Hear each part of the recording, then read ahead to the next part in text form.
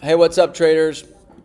It's what day is it? Wednesday, May 24th, 9:03. We have the team here in Orlando. This is the second time I'm doing this video because I'm not at my desk. It's why I haven't posted the last couple days. We're here trying to make take profit better, and so sometimes these things get pushed back. But I apologize for not having anything out the last couple days. We're going to talk today about what's going on with the debt ceiling. I'll try to be brief. Um, we have FOMC today at 2 o'clock. So it's a really important one, guys, because I think that there's some people that believe that it's already priced in that the Fed is going to start cutting rates, even though it just hiked the rates because of, there's signs of, deflation with the money tightening and all of these things. And that if the Fed doesn't, it's going to cause the market to go into tailspin.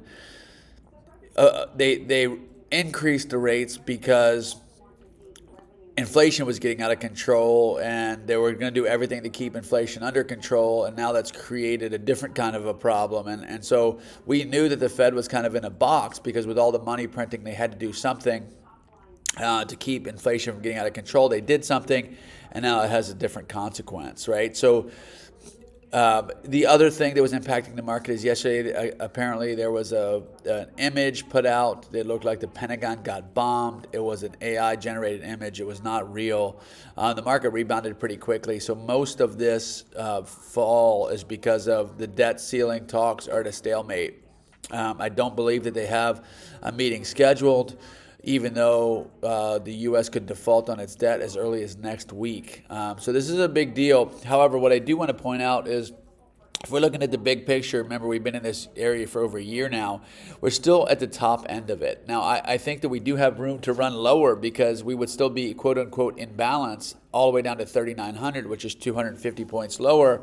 That's a pretty big move in the S&P 500, right? But on the 4-hour where we've been for the last month and a half, we're trading right on top of the most traded price, which is like 4140 area. And that's where I expect the market, because of that, to churn a bit in the morning here as the volatility, picks up right off the open. And we have, 25 minutes to the open here.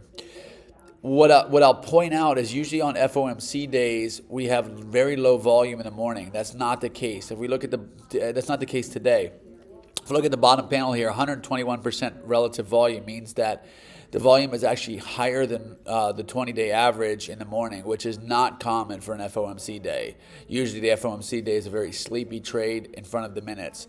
This tells me that today is going to be really volatile. It doesn't necessarily mean that it's going to go down. It's just volatility is up or down or both. And these days are really, really difficult to trade. So I will, warn caution today.